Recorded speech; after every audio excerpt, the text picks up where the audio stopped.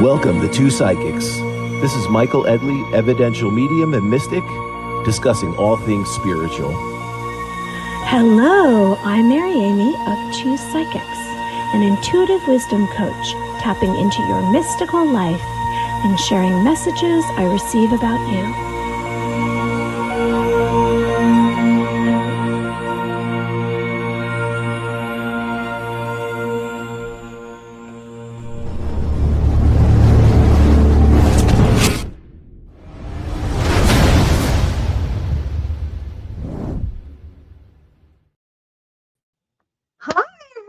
It's Mary Amy. It's Two Psychics Podcast, episode 96.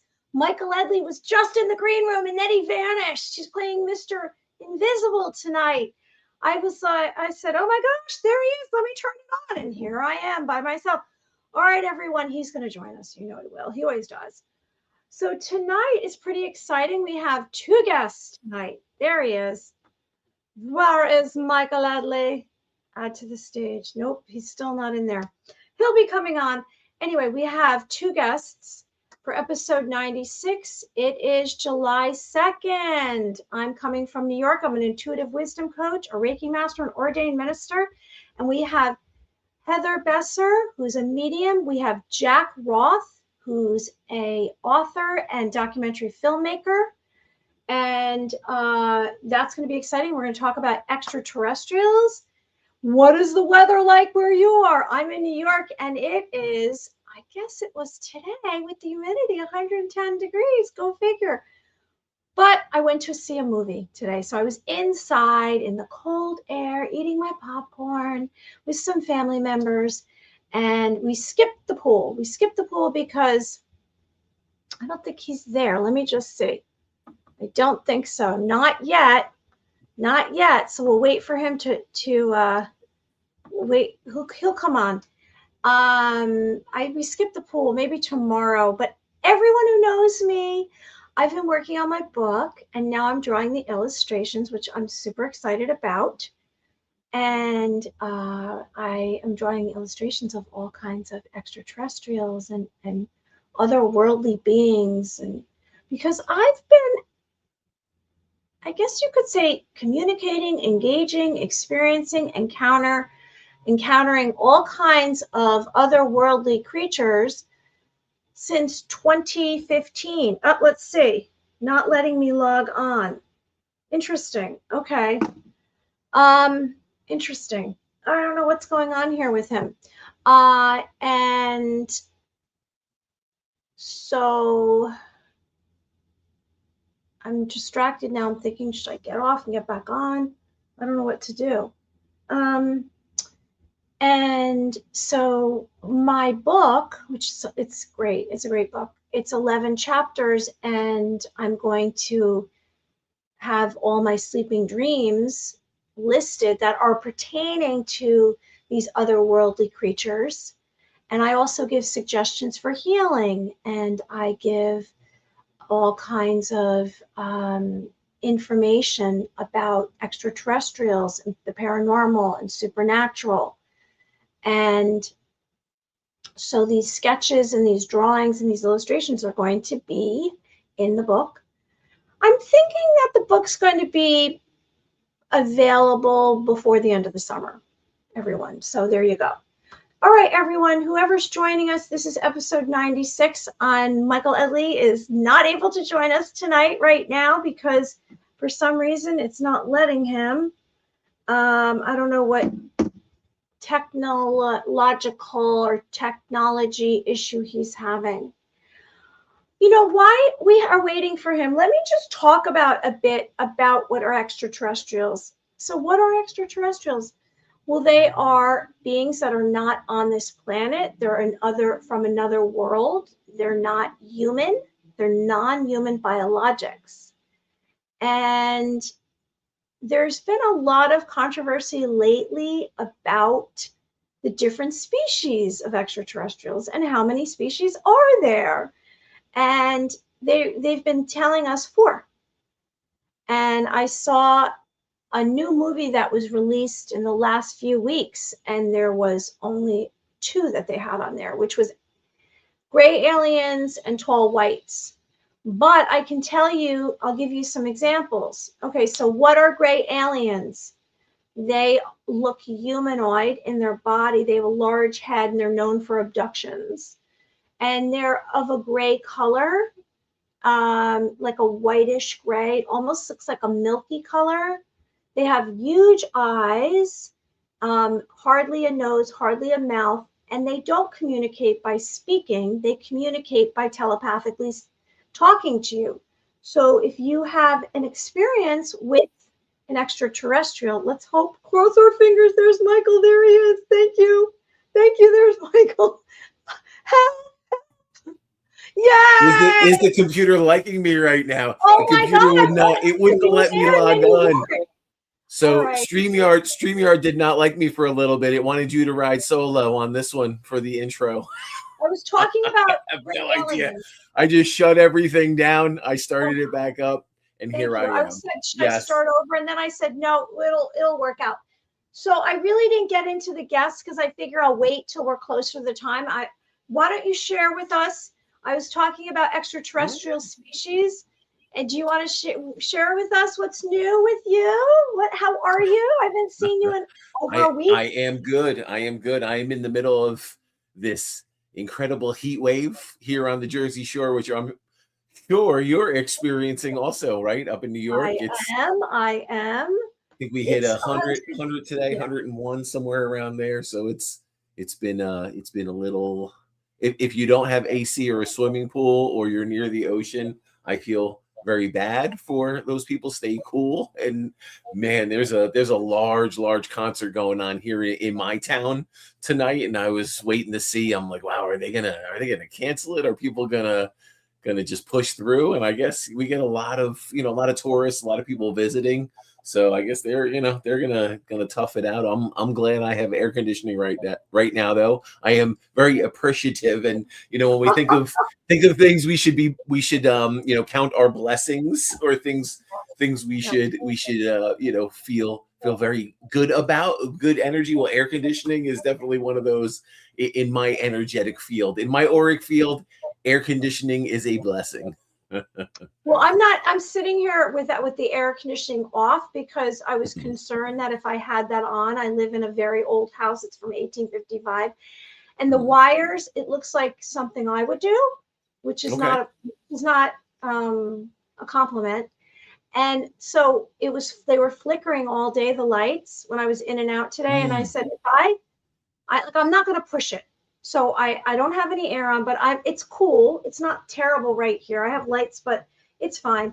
And I think, for me, with the weather and the heat and the humidity, it's a mindset. So I don't think about it too much, or I just accept it. I think my body transitions into it, and I'm okay with it. I do believe that by the end of the weekend, I will be hitting a pool or a beach so that I cool off. But I actually, I don't want to complain because I really, really like this time of the year. I like the warm weather rather than the cold weather, so I'm happy about it. Question about your shirt. Is that your logo for your business? Oh, you see that? Yes. No, I love that. Everybody, look at that. And I'm just going to plug our t-shirts, which you can find on Spreadshop. Yeah. And that's what brand is that? Do you have those made? I don't. This was a gift, so I am not totally sure. So I thought that was really cool. Yeah, someone actually liked my logo so much that they made this up for me, and and I was like, yeah, very, very, very cool. I'll have to look up again exactly who it was. It was one of the companies that I was going back and forth, and they wanted to use some of my music for some of the stuff they do. They do weird graphics and background and meditative. They use HemiSync, and they put it to like these different videos where it looks like you're going through like a tube and like all these 3D imaging. And so I was like, yeah, go ahead. And they liked it. They didn't use it yet, and they sent me a shirt. So I was like, cool. Well, I like it. So unfortunately, if you want one, I don't have them yet, but we do have two psychic stuff, right? I know we do. I was going to say that, but you know what? You just gave me an idea. Hi, Deanna. Oh, what's up, Deanna? I got certified as an intuitive wisdom coach through her school, and then you know her because of yeah, we have some mutual the medium connections. So Troy, she also Troy. knows Troy. Yes. Yes, Good yes. friend of both of ours. Yes. Yeah, and Intuity. But yes, absolutely. Interesting, right? Awesome, Small Deanna. world. And So she's got, we're gonna have to get her back onto the show and talk about some of the stuff she's doing. We're friends on social media, and she's always has some cool thing, that she's starting up or creating. So she's amazing. She's an amazing person and so holistic coach. Let's talk a little bit about what we have coming up. Actually, if anyone wants to see us live, Pelham Rails, July 29th, Wednesday, July 29th. It is going to be a night of psychic ability demonstration, mediumship gallery, and you will be hanging with Mary and myself. We will be bringing 2 psychics to you live, and that is going to be a very fun night. Tickets are on sale now. You can go to any of our social media, and we will have a link, a number somewhere, some way, shape, or form that you can get that ticket or tickets and come hang out with us. If you go to Eventbrite and you put in psychic events and you put Pelham, you put a Westchester town, you'll see our picture. And about the shirts, we have shirts with our logo, Two Psychics Podcast, our faces, but I'm thinking I'm going to take the logo and put it in there to have on shirts as well. So it's a psychic dinner night, dinner show. It's a 3-course dinner for $65. And if you get it on Eventbrite, I think it comes to $71. And it's in this amazing restaurant in Pelham, New York. And it's going to be very exciting. It's going to be interesting. We've done stage shows. We haven't done dinner shows. So we got this through the Elvis impersonator, Gene. And he has gotten a bunch of acts together and put them in dinner shows. And he didn't have any psychic Elvis, so he said, you know what, let me bring in 2 psychics since I don't have a psychic Elvis. Now, that's kind of cool, though. Live entertainment, I don't think it matters whether it's like theater, restaurant, for people to experience, just psychic energy and see evidential mediumship firsthand. It's a really, really cool experience. I think having it in a restaurant makes it a little more low key, for everyone there. They can eat, be in the comfort of, friends, family. Some people, I think a lot of women need to drag their boyfriend or their husbands out to these things. So it puts it in a little better of an environment. Maybe they can have a glass of wine, a beer, whatever it may be in the restaurant, a little food, and experience what we do. But it's a really, really cool thing. I'm glad we're going to be able to bring it to Pelham Rails. It's going to be fun. I'm also in this area. If you're in the Jersey Shore, I'm part of a wellness event at Whole Body Wellness on the 19th. So Sunday the 19th, it's a whole day. You can go onto my Eye of the Spirits with Michael Edley on Facebook. Check that out if you are interested. I think there's a few tickets left for that. But yes, come check us out. Come hang out with us. And we are excited to be doing this live. I see we have some comments. I'm going to say some comments, but I also want to say that after our guests, we're going to go through what upcoming, because we have 3 more guests this month. Yes. And I want to get into who the guests are and the comments. We have to talk. We have 10 minutes before they come on, or 12 minutes. So we have a lot to do right now. I'm going to say the comments. So Deanna. I see Deanna Nagel. Yes, what is up? She's like, Deanna says, hi there. Yes, please. It's not so, oh my God, mediumship normalizing. And then Suzanne, hi, Mary and Michael, staying cool, watching your show from Ride. Yay, everyone. Okay, so extraterrestrials. We're going to talk about that. What are extraterrestrials, everyone? We're getting a lot of disclosure lately. We've had 3 drops.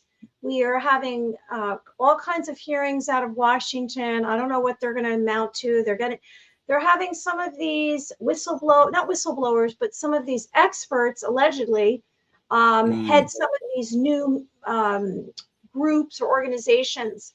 So I'm going to say my my, I guess, perspective on what extraterrestrials are, or they are beings that are interdimensional. They're not from this third density, three-dimensional.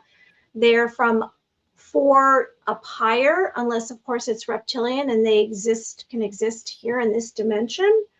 And there's thousands, I would say hundreds upon thousands of different species, because as many stars and planets there is possibly some kind of, or I guess, organic or living being. They're from off planet. They're a non-human biologic. And yes, there are civilizations. Is there signs of alien life? Have we already been contacted? Are they living in inner Earth? Are we under a dome? What kind of extraterrestrials? I'm just going to shoot a couple of things out, and then I'm going to give Michael the floor because we're going to have to introduce our guests. So, Greys, Arcturians, Nordics, tall whites, Anunnakis, Draconians, reptilians, blue avians, let's see, what else? Andromedans, Syrians, Venetians. What am I missing? There's so many. Encyclopedia. You need the alien encyclopedia. I know one of our guests created. I know. I do. I have it. I forget. I can't say everybody. Was that Jack? Was that Jack who was working on that? Who was that? No, was that? No. Oh, okay. That was Craig. Oh, that's right. That's right. That was Craig. Yes, I was fascinated by that. I thought that was a really cool thing. The compendium of alien species. Yeah, it's somewhere here. I don't know. It's with no, that's all good. But what I find fascinating right now, not only are they trying to normalize alien contact, I think they're trying to alienize the fact that everything, is demons. And we're seeing this weird blend of, from the religious community that, they're not aliens. It's demons, and demons that have infiltrated and been here through ages and through the millennia. So it's a really weird divide and a real weird. It's almost like everyone's just grasping right now to try to confuse or manipulate the narrative of what's going on, because no one wants anyone to really know what's happening. So we're disclosing and we're releasing supposedly more information than we ever have. But I almost feel there's like a double talk, and there's this. We're seeing like this dual narrative where we're releasing it, but we want to make things more confusing. And we want certain people to go, wow, they're releasing this because it's been there all along, or we want to lead, everyone on this certain direction. So we're going to commercialize and sensationalize this aspect of it while we're trying to manipulate something over here in the background. So that's my question. Like, what else is going on? What are they hiding here? Or what side of this are we not being told that this is pulling our attention to, so something else can slip by? There's always something like that going on. So that's kind of where I'm looking at this. I do believe demons and aliens and humans and the physical realm and the divine spiritual realm, I believe it can all exist. I believe it's all there. I do believe, like for me, from my own experiences, I do believe aliens and demons are separate. Can they inhabit the same energetic mode of transportation, or can it be perceived the same? Sure, most likely, but are they the same thing? For me, I don't believe that, from my own experiences and what I've had as my own reality, what I've seen, what I've experienced as a medium, other stories that I've heard from people that were very close to me that have had certain encounters or certain experiences. So my aspect of what they're releasing for the demon, the demon alien thing, I don't believe it's the same. What do you think on that? Well, just like everything that we have going on here in this three-dimensional, this third density, it's all about control. Yeah. Enslaving our minds that this is the only way it can be. And don't think too much about yourself and your heart and your consciousness, and don't become too aware. And we're going to run things for you. So to me, it's definitely what you said, which is that they are instructing people on how to release this and control it so that they can stay in control and they can tell us what it is. But the problem with that is no one's really going to cooperate. I don't think that the extraterrestrials are not going to cooperate. They're going to do whatever they want. And then all of the humans that have had some kind of contact, experience, encounter, abduction, whistleblowers, they're not going to cooperate either. So they can do that all they want. But the extraterrestrials' abilities to handle technology and how we've taken their technology and reverse engineered it shows us that we are not in a place of power with them. They can turn off and on nuclear bases. They can do things that we can't do. They can pop in, walk through walls. They can give your mind some kind of thought. They can wipe your brain of an experience. So we don't really, it's kind of a lot of unknown. Like, it's kind of funny to me when they have what you just said, which is how they're exploring it with humans. But, you know, like, I'm just letting it go. I'm just doing my own thing because the truth will come out. It will definitely come out. You know what else is really interesting? Like, I've heard some people talk about, you know, whether it's a shadow government or, you know, whether there's this covert manipulating body that rules this planet, you know, that they've either hidden this technology that's been here for, you know, from the early ages of mankind, and everything has been manipulated. And it's interesting when we look back and that shift through like the mid 1700s through the 1800s, the early 1900s, when we had all the World's Fair, we had all these magnificent structures that were supposedly built and then destroyed. You know, we had, you know, the Cabbage Patch Babies. You know, the Cabbage Patch Babies were something real that then through the 80s, they made into like this toy that everyone, you know, clamored after. And it was, you know, the most popular toy for a certain period of time. But all this stuff, you know, the insane asylums, we think about the trains, the orphan trains. So all this stuff, when we really scrutinize and we look at our history is not what they made it to be. So anyone looking at this, I think that's the first thing we have to look at. Okay, our history and what we know of it has been manipulated from the beginning of time. You know, so this has been manipulated. So now some of it's coming out, and is it coming out in a sense that these people are going against whoever's controlling the information, that they're truly releasing it? Or yes, are they controlling the information? Is it being spoon-fed to us for a reason?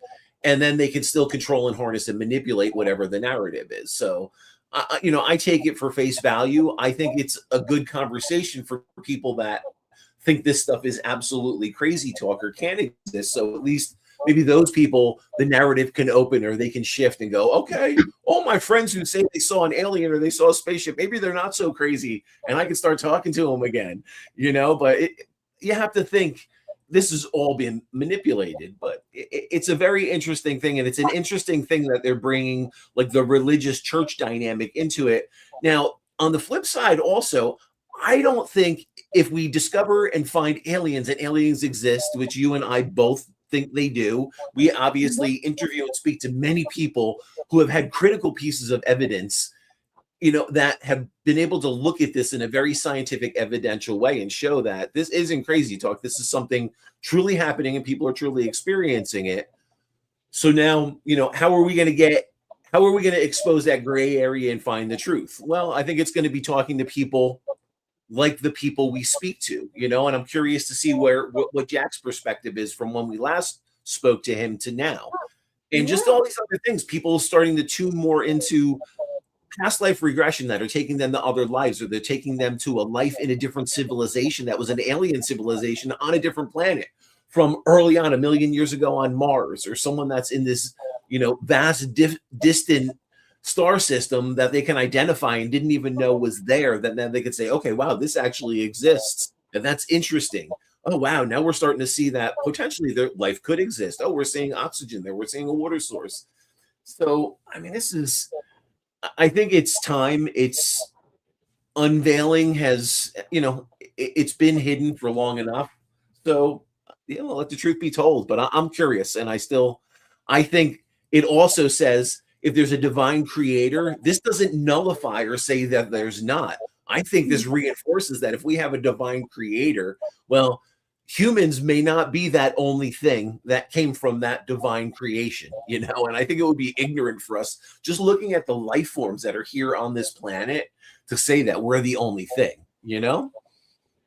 Yeah, you touched on civilizations, and we have had other civilizations here, and it's just was recreated in the storybooks, and Yeah. or not storybooks, but in history books, and what was here, because some of these buildings do not look like they were built by people that were in a horse and buggy. They're enormous, maybe With giant, chisels and little hammers, or and higher, yeah, or it's insane higher, to think that. yes, or beings with more developed and advanced than we are or Yeah. were. There's so much coming out right now, and we say, why are they coming out? I see Jack's here, but Heather's not. So as soon as Well, Heather, and it's interesting because I think the question you can ask is, was there this highly advanced human race that was so advanced we connected and had open communication and dialogue with these other alien species, and it was something that was normalized, and we had technology like they did, but was there a great war? Like, what had happened that we wipe ourselves out? Were we part of another war? And there's lots of theories and lots of deep dive rabbit holes that people have gone on around this, but what is it? Where is it? Were we embedded with an alien race? Were we connected to them? And now are we seeing them like coming back going, wow, what happened? We're seeing the aftermath of this now, a million years later. This is what humanity looks like. We find them intriguing, speaking like, the alien race looking at us, being this blend of a soul and a physical being in one. We have empathy, and we have these crazy divine abilities of telekinesis, telepathy that they probably also possess. So whether we come from them, whether we were created in a hybrid lab, I still think whatever the lineage is that drops down, there's still some type of omnipotent, intelligent, creative source that I still believe we all stem from. yes, okay. I'm gonna hold that, because we have our guests here, and I'm gonna present them and bring them out. So we have Heather Besser, who is an exceptionally talented medium hailing from the vibrant state of Texas. From an early age, Heather's innate intuition set her apart, gifting her with a remarkable ability to connect with the spiritual realm. With unwavering dedication, she has devoted her life to utilizing her extraordinary talents to bring comfort and guidance to those in search of answers. Heather's unique gifts enable her to bridge the gap between the physical and spiritual worlds, offering solace, exposure, profound insights to those who seek her assistance. With her remarkable ability to channel messages from departed loved ones and spirit guides, she facilitates connections between the living and those who have crossed over to the other side. If you want to find her, she's on all social media, and I have heather.wilkinson.984. Now, Jack, we've had before. He's a documentary film producer. If you would like to see his trilogy films, I'll get into that. He's a screenwriter, nonfiction book author. He's the founder of J3 Films, a production company dedicated to producing thought-provoking documentaries. He produced and wrote the award-winning documentaries. You have to catch these. They are amazing, and they're about extraterrestrials.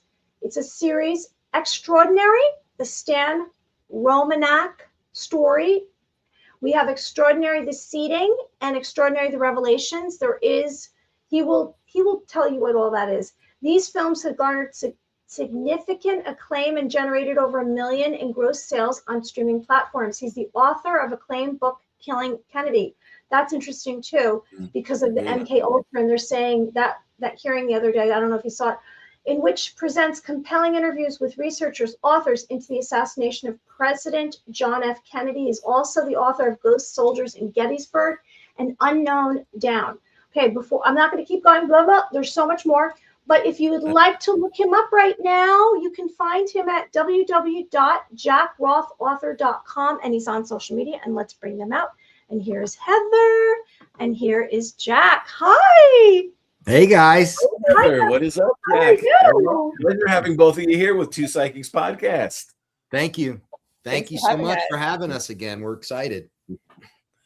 I'm so excited you guys are here. We have an interesting blend of topics, kind of talking about the alien thing, bringing a little bit of the mediumship thing into it. You know, I think we can maybe bridge some gaps of communication, energy links, where this whole thing is going. We're not sure, so we want you to help us unfold this a little bit. The experts, they're the experts.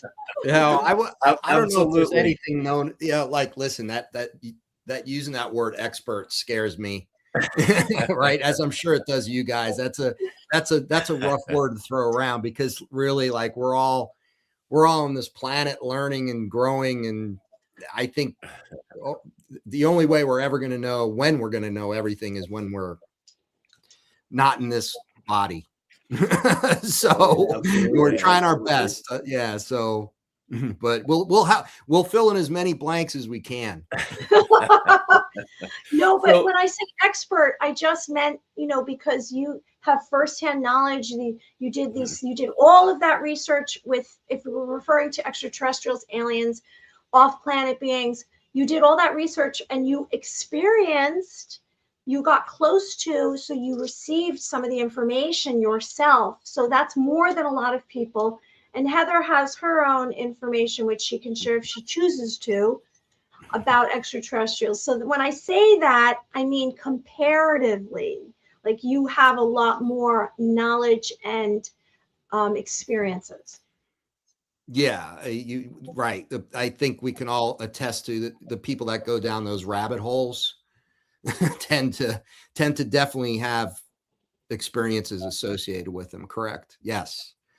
Yeah, absolutely. Now, Jack and Heather, both of you, Jack, you first, can you just talk to our audience a little bit about your journey and just a quick rundown, those that didn't listen to the Two Psychics podcast that you were on previously, a little bit of your history and what got you to where you're at now, and you too, Heather, like you, same thing for your journey, and kind of tying this into the whole alien thing that's unfolding, and a little bit of the dynamic of what we're hearing, even the church jumping into this conversation that, all aliens are demons, and we're seeing a lot of conflict, and we're seeing both sides come out now in the church. And so let's just start on your journey, how it got you here. Heather, the same thing with you, and then we're going to jump into some of these the hot topics right now around this. Okay. Awesome. Basically I got started. I have a journalism background, so for me it was all about research, and I became interested. At first it was the paranormal and hauntings, and I had a couple of experiences and needed to know more. And I took the approach of documentarian as a journalist, and I just started doing as much research as I could. I started going to places. I started interviewing people, going all over the country to these quote unquote haunted places. And one thing led to another, and that's how the book started. I wrote a book about Gettysburg. And then over time, I had always been interested in the ET stuff, always. And so I started down that path, and that's how we wound up, my partner and I, John Sumple, who I believe is actually listening to this right now, which is pretty cool, from up in Alberta. But we started the documentaries, and that's when we did. And once we started those documentaries, which was all about UFOs and abductions and hybridization programs, and we got deeper and deeper and deeper into it. And that's when the experiences really started. So I've always been like, it was always about all that. And then, it's funny how now we're finding that all these things are related, but you mentioned the JFK book, and I wanted, that was something I always wanted to write. And because I always felt like, well, they're lying to us about that, and that is not the way that went down. It was not Oswald. And, now it's coming out all this MK Ultra stuff and Jack Ruby, and it's all part of this nefarious. It's either a cover up or outright lying to the human populace, if you will, hiding the truth from them. So that's kind of been my mantra now, is like, we have to speak our truth. We have to tell the truth. And, using whatever we're good at to do it. On my end, it was, again, started as being a journalist and wanting to do it and tell stories the right way. And now I'm also, become an experiencer, if you will. So there's that part of it. So that's my story, and it's been a long journey, and one I would never take back. I'm glad I went down this rabbit hole and have experienced the things I've experienced. When you say experiencer, can I just ask him that follow-up quick question, Heather? When you say experiencer, you mean you've experienced extraterrestrials? Is that what you mean? Yeah, and I feel like my psi abilities have been leveled up over the years, and I've never professed to be a psychic medium like you guys. I'm not that way, but I've seen things, I hear things, at night I have very interesting visions and dreams, and I know we've spoken about that briefly in the past, but yeah. So from that standpoint, I when I say, I wouldn't what you call a classic abductee, but I've been communicated with, and in other ways. So yes, that's just happened over the years, especially within the last 3 years or so. It's interesting though. It's almost like you had to have those experiences to just fully pull you into it. It's like it consumed you with this passion. That's what I feel around that. Once you had your experience, it was like, okay, I don't care what anyone says. There's something to this, and I'm going to figure it out. And it seems like, I have to think that energy is like the underlying energy also that I sense a lot of. And I feel like Mary had something very similar too. And that's a really special thing, I think, when we can tune into it. And I think that's why you're, really trekking, and really breaking some new ground, I would say, around this, and it's cool to see that passion, and I just have to honor and just talk about that a little bit, because that just, I think we can all use people like that in our lives to kind of fuel us a little bit, and that's the passion I love to see around other people that are doing this work. Yeah, and the passion comes from, really, you get tired of being lied to. I don't even grow up my whole life with people even with ghosts. It's like people, there's no such thing, and it's Casper and it's Boo, and it's like they make fun of it, they belittle it, and people have these profound experiences. Well, guess what? Consciousness does survive death. So there you go. But you have to experience it. Right. And then that gives you that motivation to say, I need to share this with other people because it's the truth. And people, we've been lied to so much that we feel like, hey, no, you're not going to do that. No, it's time that people understand what's really real. So yeah, I appreciate that. I feel the exact same way.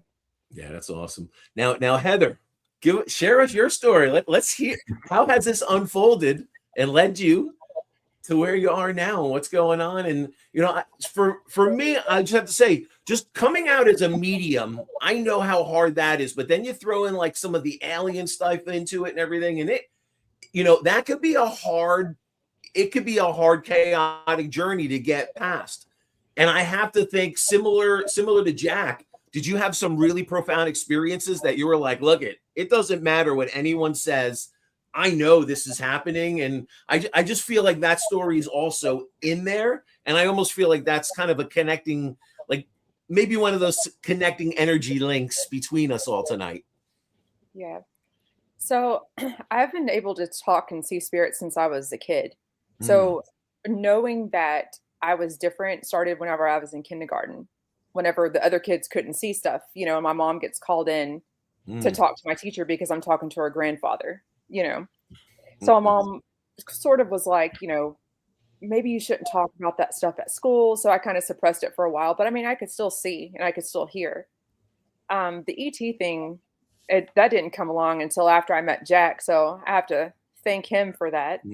I've actually been scared of ETs. Just I don't know why. It's just like a phobia kind of thing, because they're different and they're not of human race, and it's just weird talking to them because they're not spirits. They talk on a different vibration. They talk differently. They don't talk in English. They talk in whatever language that they speak in, and it's just different. And it was frightening at first, but now that I've talked to them so long, I say so long, it's been what, 2-3 years, and I've gotten used to them. But yeah, I mean, I can see them sometimes. Most of the time is telepathically. Sometimes they show up and they scare the hell out of me whenever they do that. So, but yeah, I mean, that's it in a nutshell. What I find fascinating as a medium, and I'm sure, we get lots of practitioners, whether they're healers, Reiki practitioners, psychics, or mediums. We get lots of different people watching this podcast. And I think mediums across the board, I think a question that would probably, I would be doing all of them a disservice if I didn't ask, what did you experience as far as a mediumship type of connection, and how were you experiencing things, clairvoyantly, clairaudiently, smelling and seeing it, versus when you started to experience this alien energy, and what were the differences? What were the shifts? Talk a little bit about that and how it differed, and what were your experiences as far as first connecting to spirit, and then connecting to alien energy, the telepathic connection, or just give us a little overview of that, and how you experience that, and how that's unfolded from where it started to where it is now. Okay, so with spirits, I can see them, I can hear them, I can touch them if I wanted to. They can touch me, but I see them like people, just like I'm looking at you now. Sometimes, now, are you seeing them semi-translucent when you're seeing them here? Are you seeing them full body apparition? How exactly are you experiencing them? Yeah, full body, not transparent. Okay. Just like, I'm looking at you right now. I had a full conversation with one on a cruise ship one time that my husband was like, "What are you doing talking to yourself?" I'm like, "No, I'm talking to this guy right here." But usually, I can tell who's a spirit and who's not, right? But I guess at that point I couldn't, because there was so many people around me, but I was having this full conversation. I know other people were looking at me, but whatever, but yeah, I can see, hear, I can smell. So can our disclaimer be for any parents out there, if your children have imaginary friends, they may not be imaginary, right? A disclaimer. Tune into that, see what they're saying. Is that kind of what, were you experiencing that? And did people think that? Well, so my spirit guide, her name is Etta. She's wonderful. Shout out to Etta. She's actually shown herself to my mother and my husband and stuff, full bodied, just for a second, and so they knew that I wasn't just talking to someone that wasn't there. They knew that she was there, because sometimes, the cabinets would close and things like that would happen. But and I knew it was her. I'd be like, "Oh, well, Etta was doing this," or, someone was doing this. I had a little friend, my imaginary friend. I say imaginary. Her name was Broken Leg Girl. This is whenever I was that was the first one that I ever had, was Broken Leg Girl. And, we would play Barbies and things in my room whenever I was probably about 3, I guess. And then we moved from that house, and I haven't seen her since. So I guess she just likes that house. She's not trapped there. I think she just likes it, or likes the land, whatever it was on. That's interesting. And when you saw her, did she have a broken leg? Is that how you identified her? You saw she had an injury? Yes, she had her broken leg. She had one little crutch that she walked on, and wow. I don't know why she presented herself. It'd be wild if you did some of the lineage of the property and the families to see what child broke their leg on the property, if they had records of that, or that would be really, really wild. Yeah, it's strange that I haven't thought about her since, I last talked to her until now. This is when I first brought her back up. So I might try to connect with her and see, what she's been up to. But with ETs, it's different. Sometimes they show themselves to me. I remember going down the road one time, and one presented itself in the back seat of my car, full bodied, it was just sitting there. It scared me to death. I remember calling Jack. I was like, "I'm about to have a heart attack." And so he had to talk me down from the ledge. But did it just materialize? All of a sudden it was empty space? Do you look back and this thing just materialized, or did you actually see it starting to materialize and coming into form? Like, what was No, that process like? it was already in form. I was just Oh, driving wow. down the road Okay. by myself, and then I just happened Yeah. I was going to pass a car, and so I looked behind me and I saw it sitting in the back. Mm. So, but sometimes I see them like in full body, not transparent or anything like that. But most of the time, it is telepathically, and I know who they are because usually it's the same ones that come and talk to me, and I can differentiate who they are by what they sound like. So, yeah, I was actually just talking to one earlier. She's around. Her name is Kioma. She's great. So from what you've experienced, do you think they're just tuning into mediums because they know we're using our brain in a different way? So maybe we'll be receptive or we'll be open to it and not think that this is crazy? Or do they, like where do you think the connection is? Because it just seems like, mediums are definitely tuning in way quicker than most people, I guess, other than, people that have been trained, underground by the military or a secret society or whatever it may be. You're just seeing more and more mediums that are starting to at least acknowledge this, and people aren't thinking they're crazy. So do you think the aliens, and they know, hey, mediums are tuning into different frequencies. They're going to kind of understand what we're doing, and they may be able to separate it? Or like, was it a process that you had to separate this out? Like, this isn't spirit. This isn't, this isn't Uncle Johnny. This isn't, my friend's mom. Like, this is definitely a living being coming through telepathically? Or like, how did you understand it and separate it initially? So spirits and ETs. Did you just know? Yeah, spirit and ETs talk.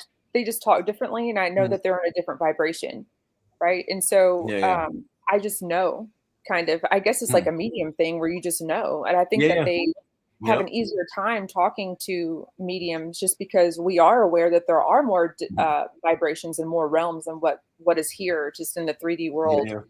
And so I think it's easier for them to come through.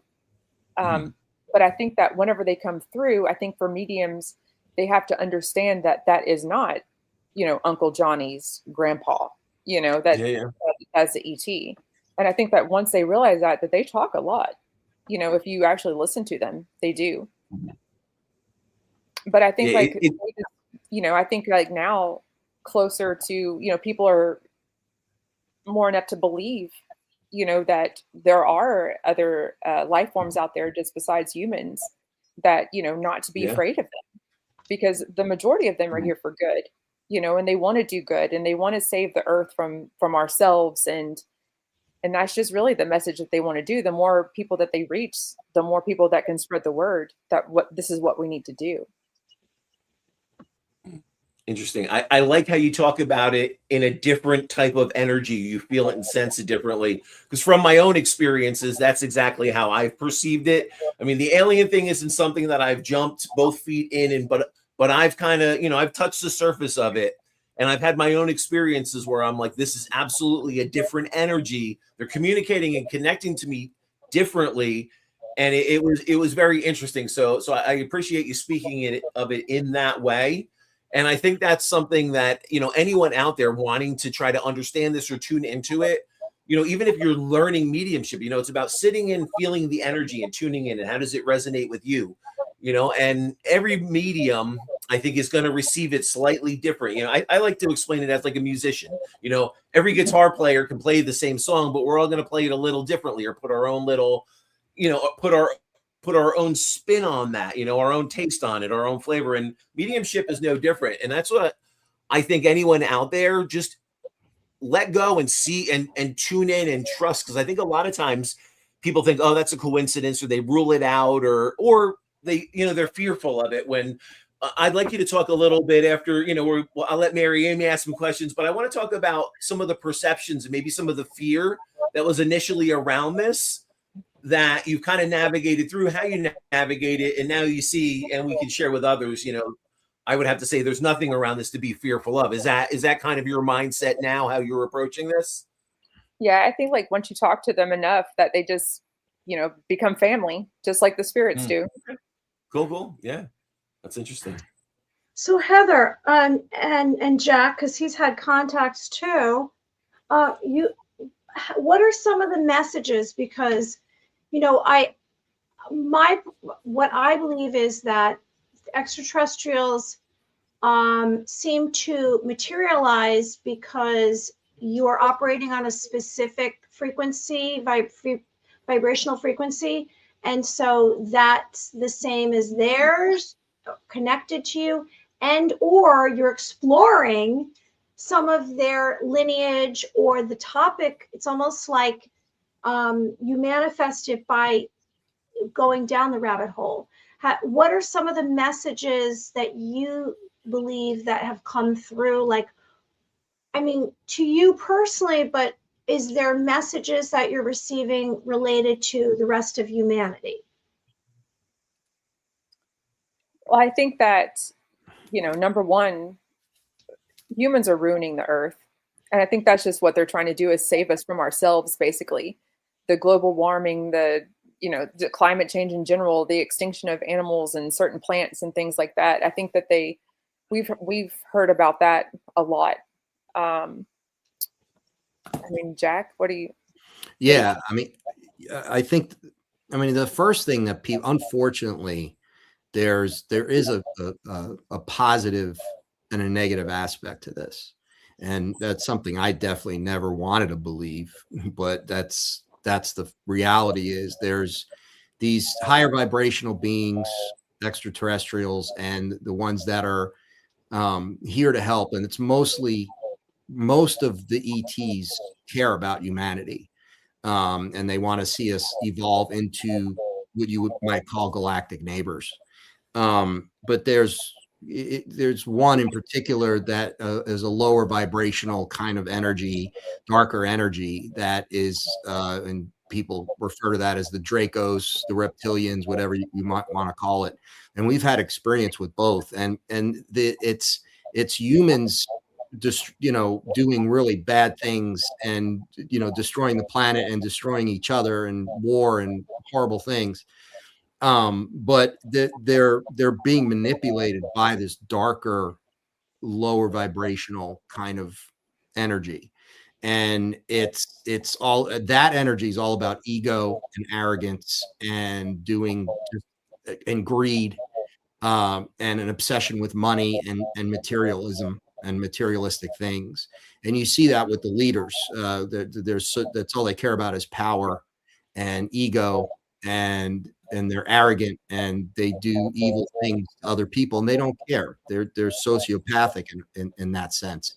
So the message is really, it's from the light, from the good beings, from the ones who are benevolent. It's always, A, speak your truth, B, live authentic life, and be kind to each other. Just have that positive, when you wake up every day, treat others with kindness. I know that sounds simple and it sounds oversimplified, but if that's the prevailing attitude of humanity, then that can take over the darker side of that. And right now, up until I'd say now, we've been dominated by the negative, darker side of that.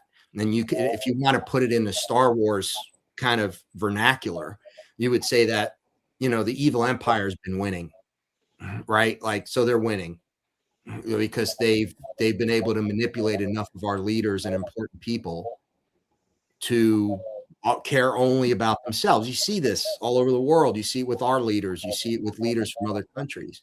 They'd rather bomb and kill innocent women and children than actually get along. And for what? For what reason? For resources, for materialistic nonsense. So that's the message. And because we ask a lot of times, like, because we're getting communicated with, like, what do you want us to do? What should we do? What are our marching orders? Right? I want to know, because I'll do it. If I need to make more docs, I'll make more documentaries. If I need to do other things, I'll do that. And the answer always is just be kind. Just they're handling on a higher level. There's a war going on between these two forces, if you will, yin yang. But for us down here, we need to not get caught up in If the only thing you care about is fame and fortune, and your ego controls you, then you're going to be an easy target for the nastier, lower vibrational energy. And if you think about it, it's true. And it goes back to, if you want it, it goes back to Jesus and what he was teaching us, right? The real message, which was, we're all, God is within us. The kingdom of God is within us. You don't worship me. The organized religion is bad, right? Jesus wasn't about that. He wanted all of us to realize that individually, that's in us. We can make these beautiful changes if we all care about it and love each other. Then the world is a much better place all around. And that really is the message. But I don't know. It has to happen for each individual person, right? So that's their message to us. And Heather, and you want to add to that, but I would say that's the message is be kind, wake up every day and let go of the ego and just be kind to other love. It's about just love. And I know, again, that sounds so oversimplified, but think about all the hatred and all the anger that we're dealing with in the world today. It's all negative.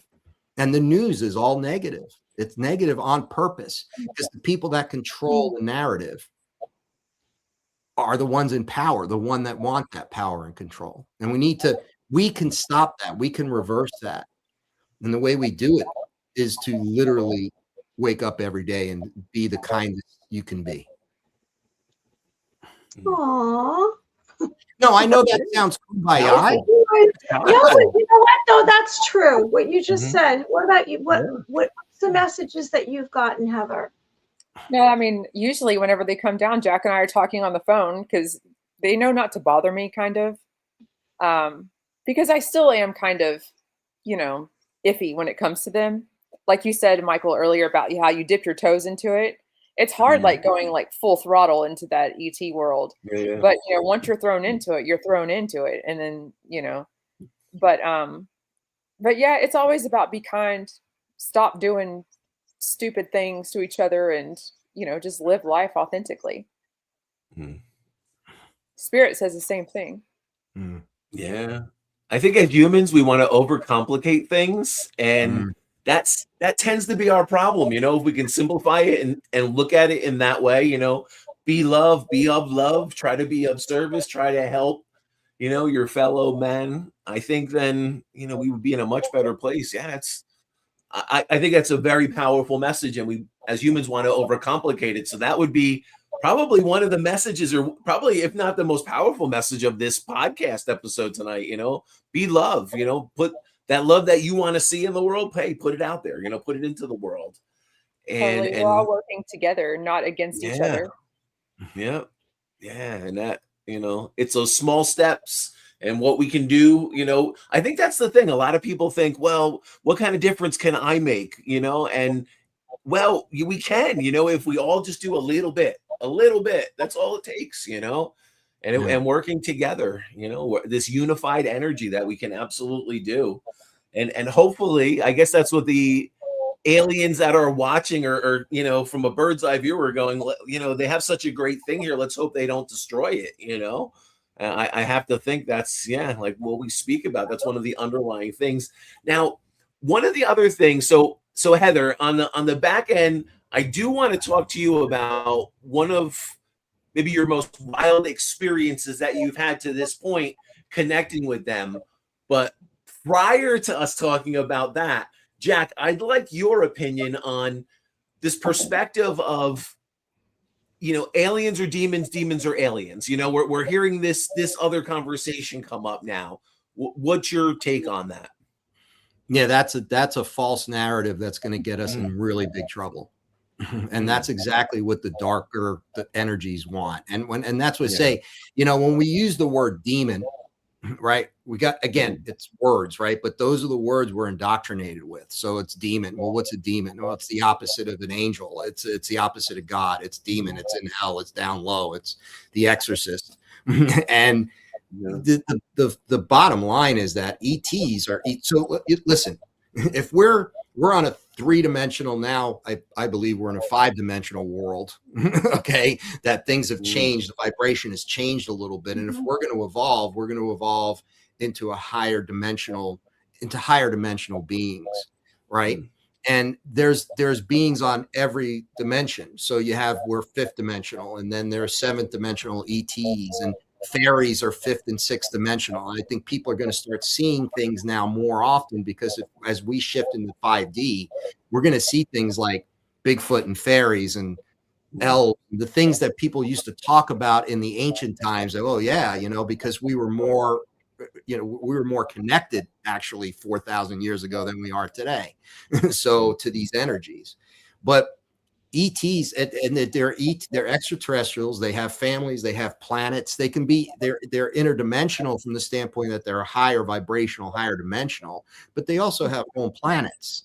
They live, right? They have family units. They have all of this. Now, if you want to call the Draconians, if you want to label them demons, if you can use that word as a fairly accurate description, because they're like the snake in the Garden of Eden, right? If you want to kind of relate it biblically, then you can look at them and say, well, they're tempting human beings who we're down here to learn and grow. And we come down knowing we want to have challenges, which is why our ego brains and our brains are constantly getting in the way. And we're making mountains out of molehills all the time. We're complicating things. It's really quite simple, but we complicate it. That's what we do. Well, that's to learn and grow. And so if you look at the Draconians as demons, because they're the ones saying, hey, listen, we'll give you all the wealth and the fame and the fortune that you want, but you have to, tie into what we're trying to do on this planet from the standpoint of idolization, right? Celebrity, idolization, money. It's all about sports, how much athletes make, how much movie stars make, what things they have and the things that we don't have, and don't we want those things? It's all about that. They create this environment, right? So from that standpoint, you could look at Draconian ETs, which are not necessarily quote unquote the devil with a tail and a pitchfork, but they are negative energies. So, but the majority of ETs, because they're so advanced, are very, very benevolent and full of that kind of light and love and understanding. And people talk about the Pleiadians and the Arcturians and the tall grays and the mantids, and they're so evolved that their systems, they don't have money. No, there's no such thing as money and currency in the realities that they live in. No one's paying $700 for an electric bill because Con Edison is, greedy and wants to keep sucking everyone dry. So these things don't exist in their world because they've overcome this. So they want us to be able to get there so we can become part of these galactic neighbors that we were always meant to be. The Earth is a very special place. You could do a whole show on that. but just to kind of to because I don't want to go too off on this, but so I hate when people, and then the church, but that's part of the control mechanism. If people want to control, there are people that want to control the disclosure narrative, and they want people to be scared to death that it's going to be an ET invasion, that they're the demons from the Bible, and that blah, blah, all these horrible things. So people panic, live in fear. And that's one of the messages we get all the time is don't live in fear. Don't live in fear. Now, you have to be aware of these negative energies, definitely be aware of them, but don't live in fear of them, because the power that's within each one of us individually is way more powerful than those Draconians can ever be. And that's why they have to try to do that. They're sneaky. They have to try to lure us to not be the best people we can be. So that's what I would say about the demon thing. I know it might upset people, but it's not. It's, you got to look at it from a galactic standpoint, not necessarily a biblical one. Heather, do you think that at some point, based on what Jack just said, that the Earth is going to shift into a higher frequency as it is? And I sense it's changing.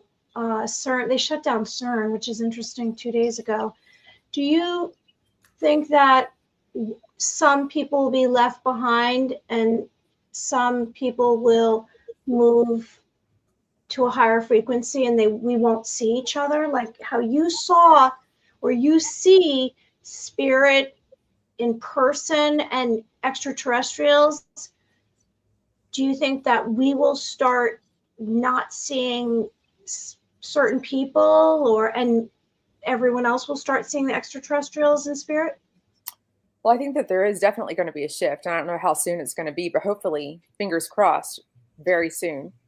I think that we'll still be able to see the people, but I think that we're going to know that we're on a different vibration than they are just by speaking to them.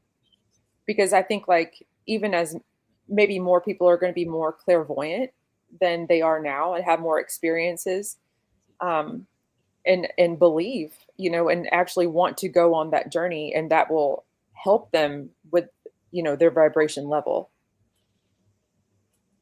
Mm-hmm. But I don't think that we're just not going to be able to see anyone.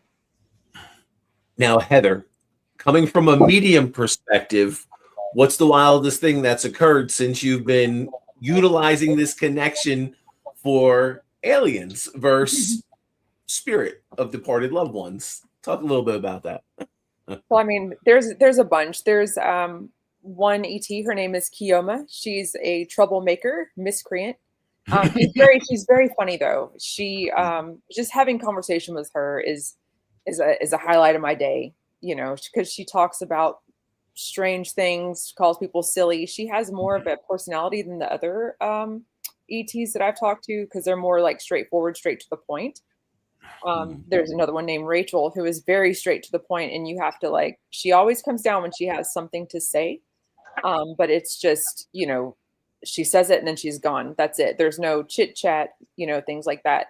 But I think the wildest thing that ever happened was, the first time that I ever saw an ET in the backseat of my car. I think that was it. But nothing now. If I got abducted right now on this podcast, I'd be like, well, this is what we're doing now. That would be it. Yeah, I guess that alien in your back seat. Yeah, I guess that probably, I guess that could be at least in the top 2 or 3, Yeah, totally. Because I could smell him, and it was bad. It's interesting though. So, when you talk about this, it's funny because what comes to me as a medium is there'll be moments where I'll connect to a family, or in a space, I may connect to some of the energy and the lineage of the space. And I may get a playful childlike energy that, oh, wow, we can connect. Oh, wow, this human can hear me or understands me. And more energy will try to come in. Oh, wow, let's in a playful experimental thing. But it's interesting. Do you feel like you've it's similar to that? It's almost like, oh, wow, okay, this human can hear us. We can connect. Let's, and it turns into a game, or what's your perception of that? I think it's more with spirits that they do that, because, the spirits come down and they're like, I think they're kind of checking me out at first, and I tell them hello and they're like, oh my God, but with ETs, I believe that they already know that I can speak to them. Okay. Yeah. How's it with you? Yeah, well, I would have to say, I guess they know. So with spirit, it's interesting. With spirit, what I find is the process is it's one of 2 ways. And a lot of it depends on the energy that I'm connecting through. So some of it could be in the environment. Some of it could be the 3-way connection of my energy, the sitter's energy, and our loved ones in spirit. Some energy, when the people are more closed, I'm pulling the energy versus the energy flowing. So if someone's very open, tuned in, they're very receptive to mediumship and understanding this and wanting the evidence or wanting to help the process, the energy will just flow. When I was tuning in, so I'll give you a little background. I was meditating under the stars, and I was like, okay. And this is when we first, Mary and I first started up the podcast, and I'm hearing a lot about this. I've had my own experiences, but not profound experiences. But I'm like, all right, let me see. I know all my aspects of mediumship, how I connect, how I tune into the energy. I'm going to see if I can tune into alien energy. I'm going to see if I can tune into something in a star system. And the craziest thing is at that point in time, I didn't know, where are the Palladians? What star system are they tuned in? Where would I be trying to connect to them? Where are the Arcturians? Where I was very like, I didn't have an understanding about any of this. I was very new to it. And the crazy thing was I started meditating and I was drawn to a certain area, which was the Palladian star system. Now I know where this is if I'm looking at a star map. And at that point in time, I had no idea, but they started talking to me, and it flowed. And it was almost like I knew them, they knew me. So I would have to say in that experience, somehow, I don't know if we light up a little differently. They see our energy a little differently, but they knew they could tune into me. And immediately I started having this connection.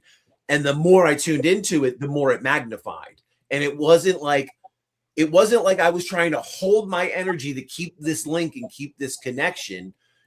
Part of the mediumship is developing yourself as the conduit and holding the energy. That could be a process in and of itself, where this flowed a little more naturally. I didn't feel like I had to put as much of my energy into keeping the connection open. It was an open connection until I kind of shut it down, and I blocked it. And I was like, all right, I need to see where those stars are. If the Palladian star system is where I was just connecting to, what is this? And sure enough, it all unfolded. And I'm like, oh man, that's crazy. Okay. Everything now that I'm looking up kind of validates what was happening in that energetic connection and what they were showing me, what they were talking to me about, telling me who they were. And at that point I was like, okay, well, if mediumship can be real and we can do that in an evidential way, then obviously this is just another page of energetic connections. It's a little different, but it's kind of the same. And that's what it's different, but it's the same. And that was my perception of it. So I found it really, really interesting hearing your perspective on it and hearing and feeling it like a different vibration or a different energy also.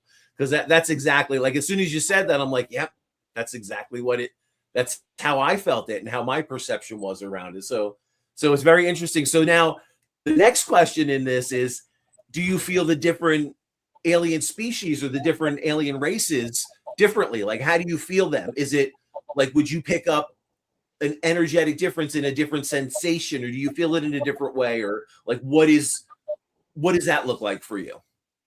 I can't exactly put it into words. I just know.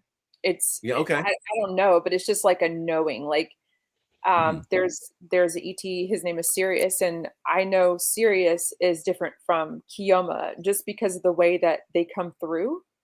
Okay. But they're also like different races too.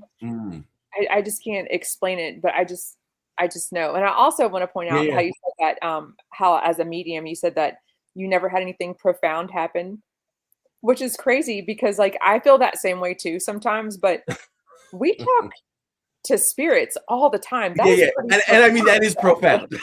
Everything is profound. And it's funny because there's points where like I'm doing an event or I get done or, and I think part of this process is trying to stay as grounded as you can. And again, like Jack spoke about earlier, we are kind of fighting the ego in this process. And as a medium, like that's something we have to let go, the emotional connection and that connection to ego, because, that can really, that's a battle that many people have to overcome. And it's part of the process. And I think that's why a lot of us go through chaotic energy or that dark night of the soul. And, sometimes we have to go through some really chaotic stuff to find ourselves, to find this calling or to tune into it, and like Mary and I always talk about, when the soul's calling you, it's going to keep calling you, till you listen.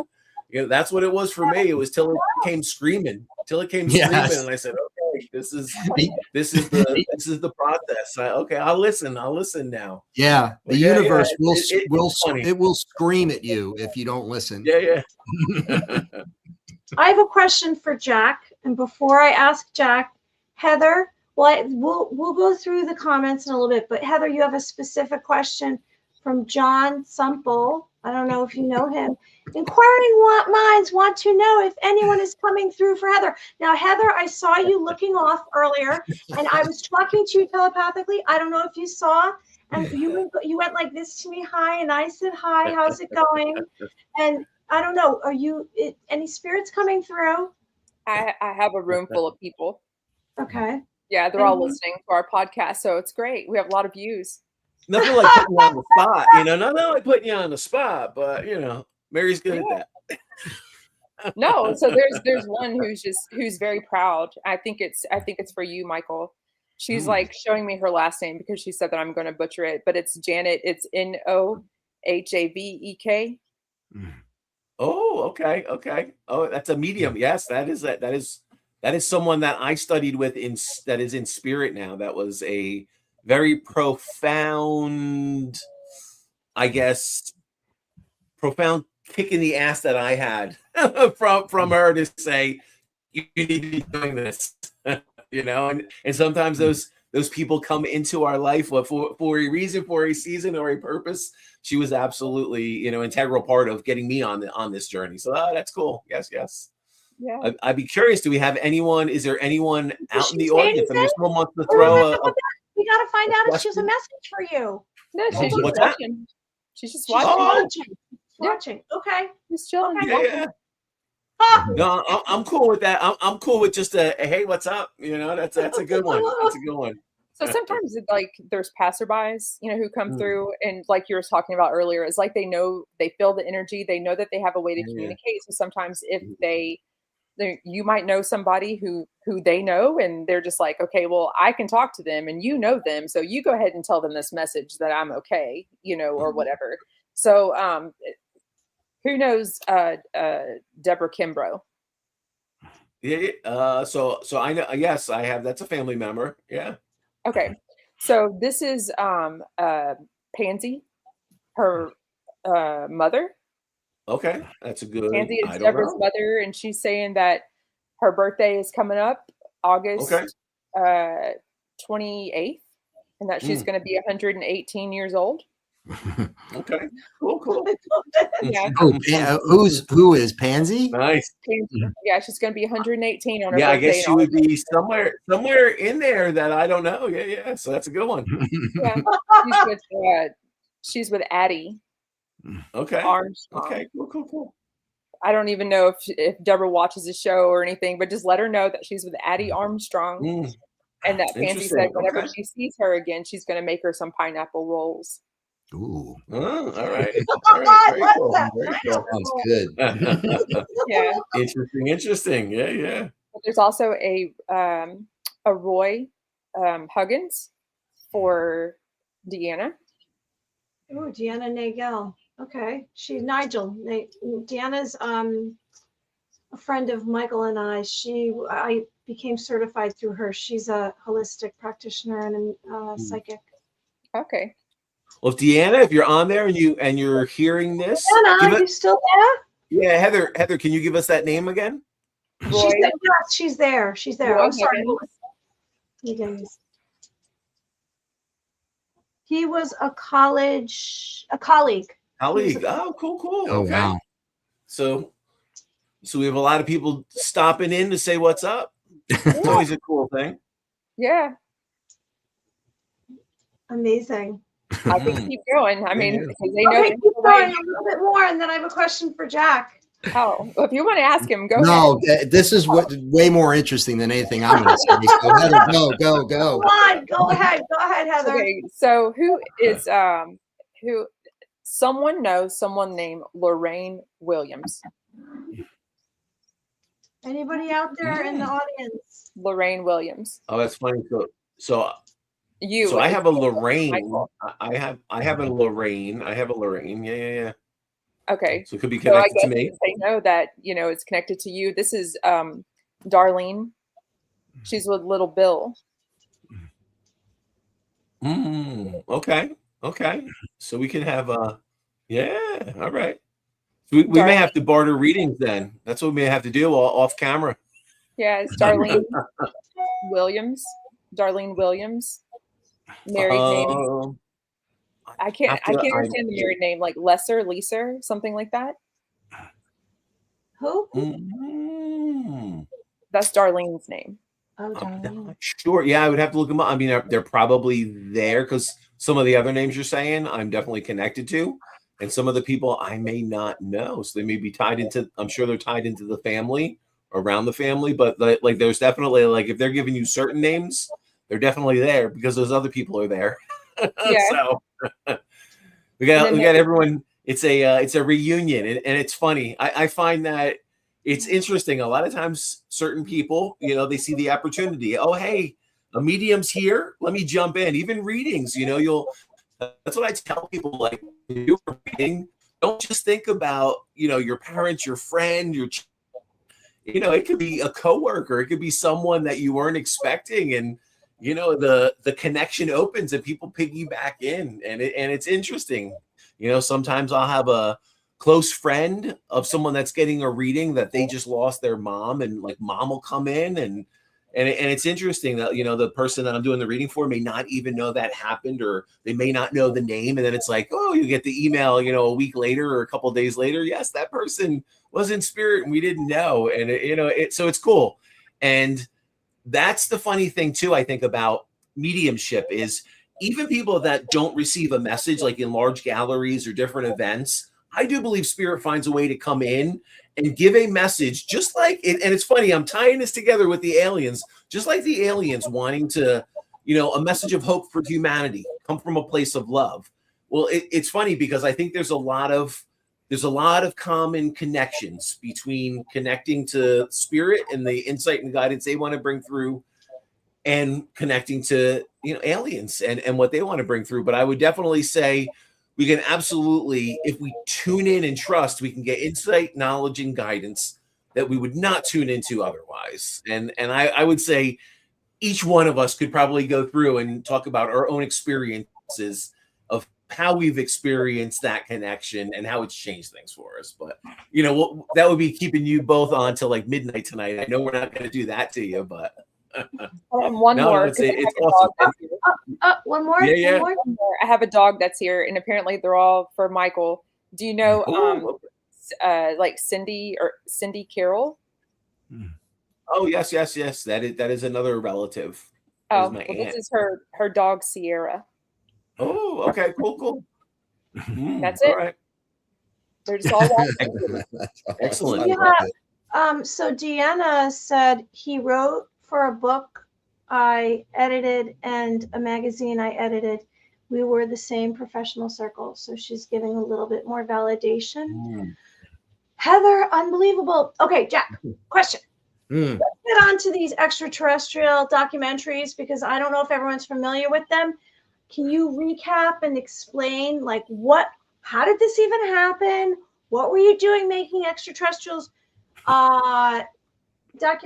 Because the years were 2017, 2019, 2021. If you want to share, and then kind of coordinate that is in relation to how you met Heather or came back into Heather's life. I don't know if the two are related, but yeah. Okay, sure. Yeah, I had actually met Heather when I first started, just 1995.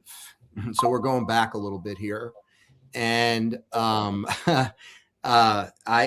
this was during my ghost. This is what started it all because I had taken some pictures at the Myrtles Plantation. I think we may or may not have talked about this. The Myrtles Plantation is pretty famous in its own right in Louisiana. Very known to be incredibly haunted, but this was before it got really popular. And I happened to have a book that was like written in the 1960s on ghosts of the South. And I think it was Southern Guy. I don't even remember the name of the book, but it talked about these ghosts of the Myrtles. So I had gone there with some friends for Memorial Day just to hang out. And at the time I was into photography, so I was taking a bunch of pictures. I met Heather's aunt then. That's when I met Heather's aunt for the first time at the Myrtles Plantation. And that time I took photos and they came out with like these full form apparitions to ghosts. And that tied in directly to the plantation. So that's what started the whole journey for me. And then like a year later, we went back to the Myrtles because I became really good friends with her aunt and some of her other relatives. And I met 10-year-old Heather.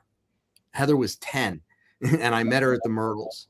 And so now fast forward, I do the ghost thing. I do the whole Gettysburg thing. I'm really into that. But that in the back of my mind, there's that you need to do stuff on ETs. ETs I've always been fascinated by that. So what wound up the first documentary we did, it was because I had met some researchers in Denver, Colorado at a conference out there, and they introduced me to the Stan Romanek case, which at that time was like full blown, a lot going on. So one thing led to another. We wound up doing a documentary on his experiences, which I know is he's very controversial, but I can attest to the fact that the stuff that happened was real. So I think he may have been compromised by some government people who didn't want him to have credibility. But that's when the high strangeness started for us. We knew our phones were being tapped, and this whole crazy, the things you're hearing about now, the things that are coming out about this massive cover up of it, and the military involvement, and these projects, these top secret projects, and what the government knows and what the military knows. This all started to become part of our lives. And then, so what wound up happening is we had made this one documentary about this one guy's amazing experiences, and it ended with kind of his hybrid. He had these hybrid children that were calling him, right? Like 7-8 years later from when his experiences started, all of a sudden he has these kids calling him on the phone, literally, and saying, "Hi, Dad, I'm so-and-so." And Keoma is one of those people, the ET, that she's a hybrid. And that's why she has more of a personality. She laughs. She has a sense of humor. She's very sweet. Because that's one of Stan's daughters. And we had known this, like we hadn't directly spoken with her, but he gave her name when she was calling Stan and trying to say, "Hey, we're going to come to a conference. You'll meet us," all this stuff. So what we decided to do, we wound up, because the first one did really well. So our distributors were like, "What else you got?" And I said, "Well, we really need to do a trilogy, because we need to now," we told one man's story. So now let's talk about, we met some women who had these false pregnancies, and it was all part of these hybridization experiments, these hybridization programs, because we knew the end game of all of these things with a lot of abductees was these children. So why were people being abducted? And there could be several reasons for that. One for sure is definitely the making of these hybrid children. And so we did the second documentary about that and the false pregnancies and et cetera, et cetera. It was more female centric from that standpoint. And then the last one we did, we tied everything together, and that was the Revelations. Second one was called The Seeding. Third one, The Revelations. And that kind of tied everything together. We had military whistleblowers in that one. That was the most profound from the standpoint of what we learned, because we tied everything together. And these whistleblowers came out and said, "Yeah, absolutely. I was part of a crash retrieval. And this one guy, Vietnam vet in his 70s, he's since passed away, and he was crying on camera. It was very emotional for him, because you're in these programs, and a lot of times, believe it or not, these people are psychic. So the military knows who it's using, because they know they can communicate with the ETs on some level. So this guy was, and they used him for that. They also used some other people for remote viewing. They used people for all these things. And then they tell you, if you ever talk about it, you're going to Leavenworth or worse. So they can't ever talk about the things that they experienced until way later in life, right? They're in their 70s and 80s, and they're dying, and they're like, "I don't care anymore. I can't keep the secret anymore," because it takes a toll on people to keep those kinds of secrets. You're talking about secrets of the universe here. This is very important, that we're not alone in the universe. So that's how all that came together. And then I reconnected with Heather about 3.5, 4 years ago now, maybe a little less than 4 years ago, because her aunt called me, because I was friends with her, and she's like, "Hey, man, you need to talk to my niece." I'm like, "Oh, that little girl, Heather, who I met at Turtles," and she's like, "Yeah, you can't believe her abilities. It's through the roof with her abilities." And she and her aunt knew that I had worked with a lot of psychics before, because of some of the work I had done. And I was very kind of picky about, like, okay. And I love psychic mediums, and I'm not just saying it because I'm on the show, but I would never go to a haunting without one, because without a true medium who could really communicate, it could get very boring. Because you're there with your equipment and your tri-field meter might go up a little bit, but without that connection, you don't know what's going on. So anyway, so I reconnected with Heather, who ironically was saying that my cat that keeps coming through to her, my cat Sophia, who we had. And I'm like, oh my God, yeah, Sophia. And she started telling me all these things about Sophia. And I'm like, oh my God. And then one thing, and she started talking about, it was someone my wife has worked with for over 30 years at Delta Airlines, and his parents came through and saying that they missed him coming and sending with flowers, and that don't throw away that family pots and pan that it came down from family from generation to generation. And when my wife told this guy what Heather was saying, he lost it. He was crying like a baby. And he's like, that's the pan my grandmother, and we were going to throw it out. And last year we didn't lay flowers on their grave, and all this stuff came out. But then, and this is where it got really interesting with Heather and I, it started to get into soul connections as far as soul groups and soulmates were concerned. And there was a basically same soul group. And again, this could be a different show. I get it. I don't want to get into that too much because it's take too long. And then it's all these people who were coming through in a project I was working on that tied into why was I so interested in this one particular person to write a book about? Well, it turns out that was my soulmate. So from history. And I was this certain person, and more and more kept coming out, but it came out that Heather and I were in the same soul group. We're in the same soul group. So I can't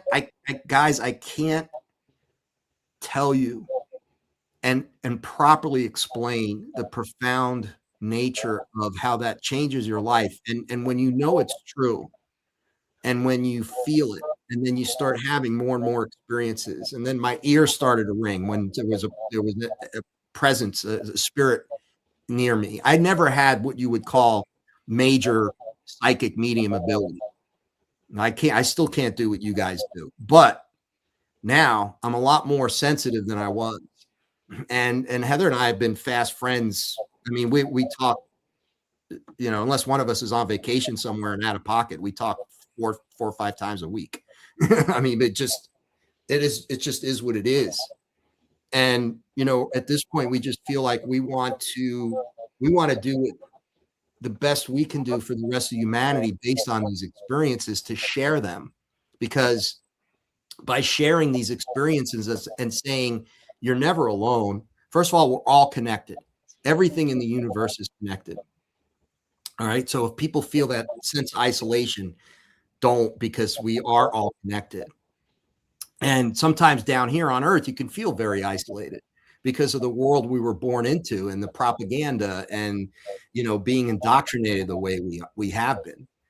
And so that's where Heather and I are at. Like, we still continue to, Heather's involved in as a consultant and also as an investor in the feature film we're working on now.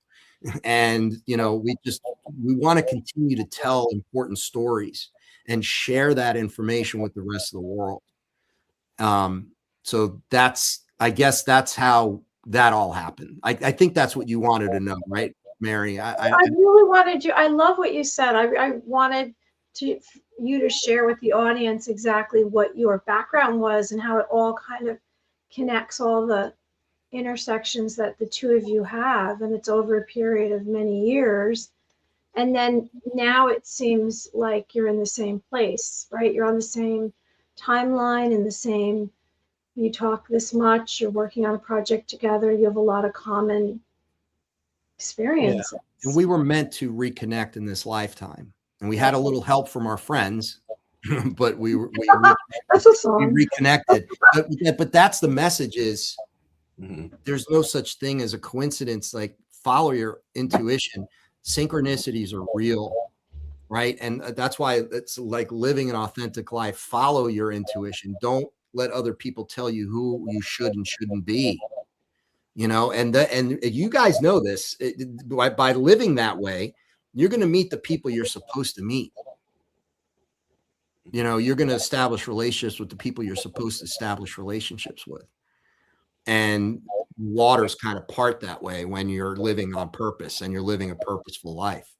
So you know, and Michael, you had mentioned this about connection, but it's like, these are things that you don't have to be a guru to tell people, right? Like if you say, live your life authentically, wake up every day with love in your heart, and believe it or not, it'll go a very long way. And even if you think, what am I going to do? I'm just one person. I'm not going to go and stop the war in Lebanon and Gaza. No, but if you give out good, positive vibes and energy and that higher vibrational energy, believe it or not, at some point soon, there will be a paradigm shift. A critical mass will be reached. And all those blocks and that matrix that we've been put under, it's going to collapse. It's collapsing right now. So we just have to stay the course, keep doing what we're doing, right? And reach others and with that positive message. And I think, and I know we're all going to be good. Yeah, it's such a great message, such a powerful message. And I think that's the thing. People can understand we all can make a difference. We all can make a difference. We all have this divine ability. We have to choose to tune into it. You know, it's a choice. Yes. And a lot of people are, whether they're sidetracked, they don't trust it. They, like you said, you know, a lot of people are ruling this out as a coincidence. Well, when we can break those barriers down, we can trust. I think we can all agree that anyone listening, when you can tune in, your life will never be the same. That's one thing we try to tell people. You know, it's a process getting there, and it's a continual process. I think a continual learning and growing process. But when we can trust it and tune into it, wow, the stuff that can come from that, the connections that can happen, the things we can create, the things we can manifest, it's all real. It's all there. And it's something that belongs to all of us, you know, and that's the thing. I think people, you know, whether it's the upbringing, the powers that be trying to manipulate and control, if people can just let that go, start tuning in to that inner voice, like you were talking about earlier, Jack, you know, God is present within all of us, you know, and again, you talked about like Jesus. Jesus was outskirts, you know, the churches who crucified Jesus. And it's funny. I think it's all coming full circle. And I think because there's people like you, Jack, because there's people like you, Heather, like you, Mary, and like me, we're bringing this information to the surface. We're talking about it in I think a real evidential, no nonsense way. You know, we want to get to the bottom. We want to get to the foundation and the fundamentals of this and show people there is something real and true to this. And it's something that's present within all of us. So first off, Jack, I want to thank you for being here. What you have going on is fabulous. We are definitely going to put all of your information, Jack, in our social media. We will have links to any of the documentaries you've done, your social media. And I think anyone that wants to look at this and really try to see it from like an evidential way that's been scrutinized, you know, and look at all aspects and really try to get to the bottom. Like, what's the truth? Let's unravel this. Well, you have to check out Jack and what he's doing, because he's that guy that's unraveling things and unraveling some of the nonsense, some of the gray area, and getting to the truth. Heather, thank you so much. We appreciate you. Man, I have one more question for Heather. I have one more question for Heather. Quick question. Absolutely. Quick question. It just came to me. So I was sent this information. Heather. Heather, have you recently, or is there any, we've spoken about this before, a famous individual or someone that can offer any information that you're allowed to say about what's going on right now? Anything? I don't have. Are you talking about in spirit? In spirit. Like, remember we talked and I said the one time, I think it was Abraham Lincoln.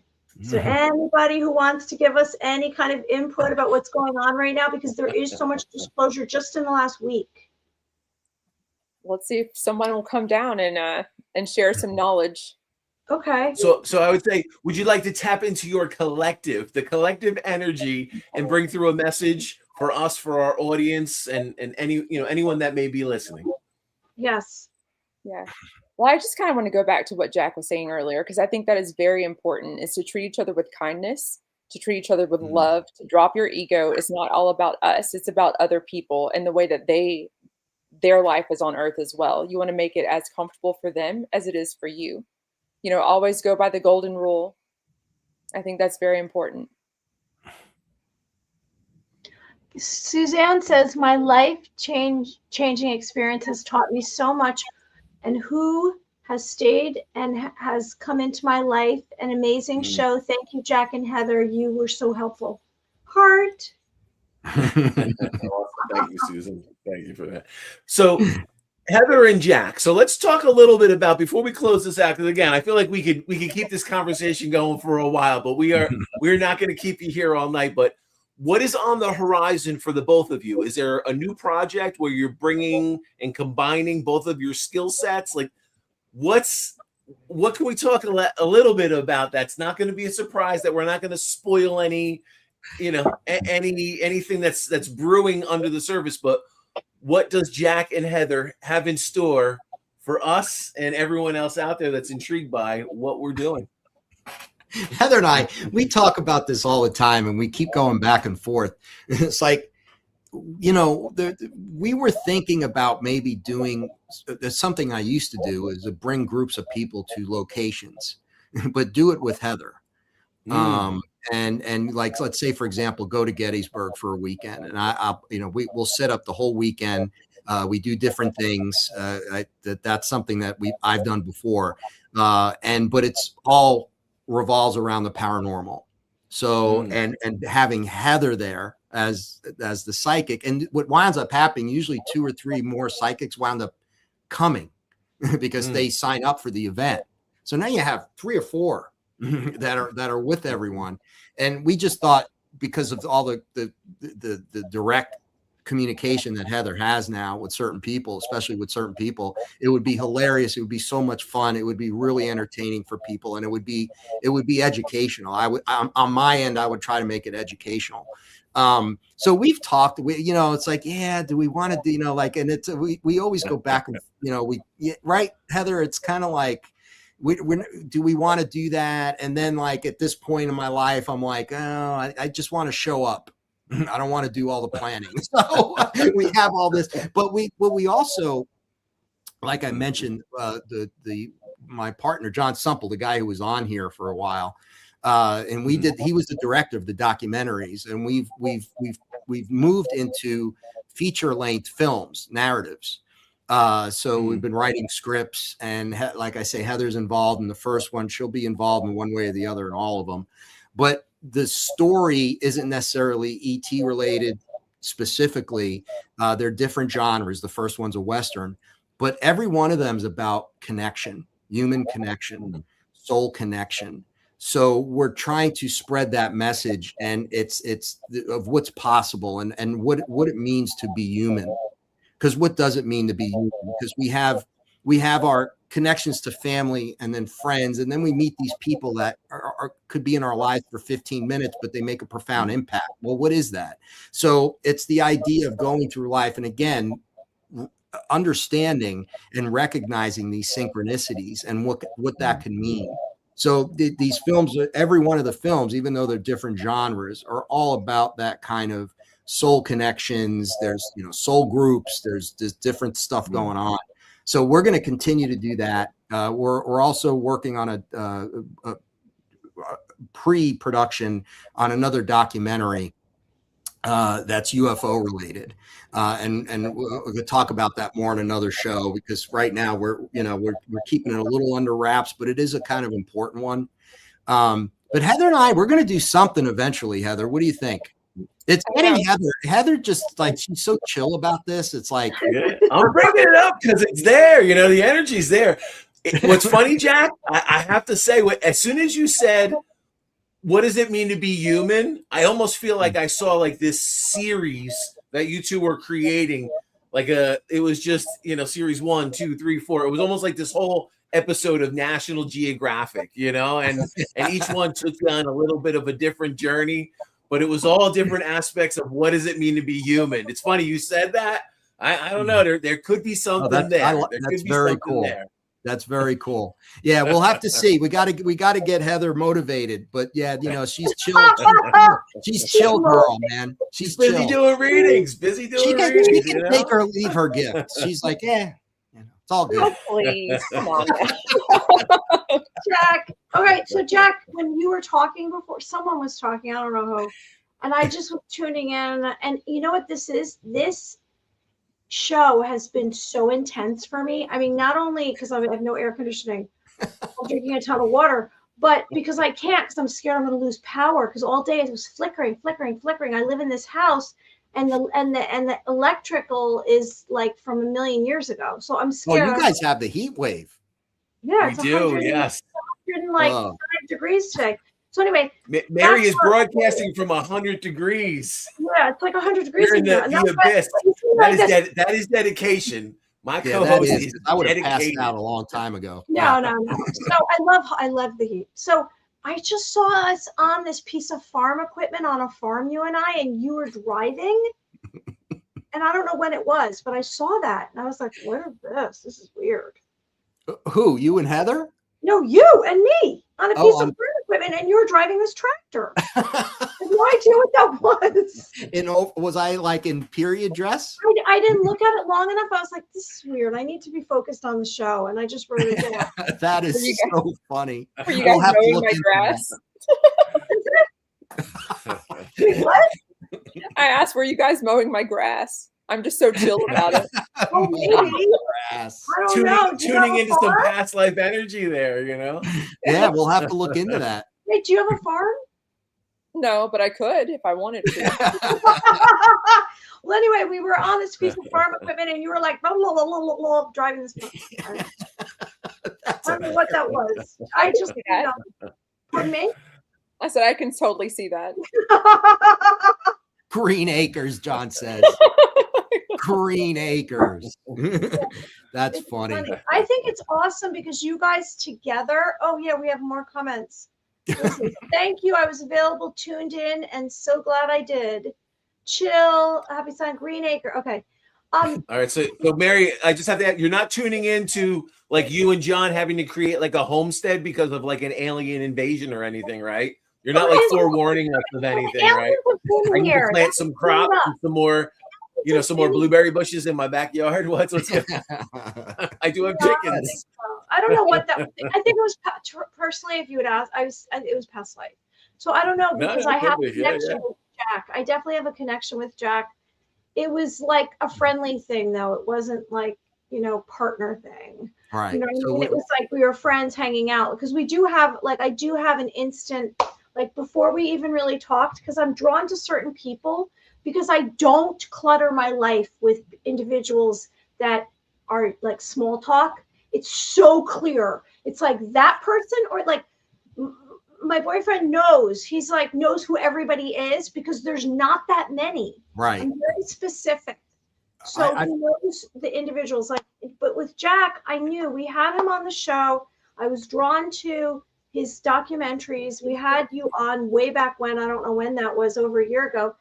And then we've spoken, and then I've met Heather, and I just have this friendship thing where I just feel like 1,000,000% I would trust him with my life.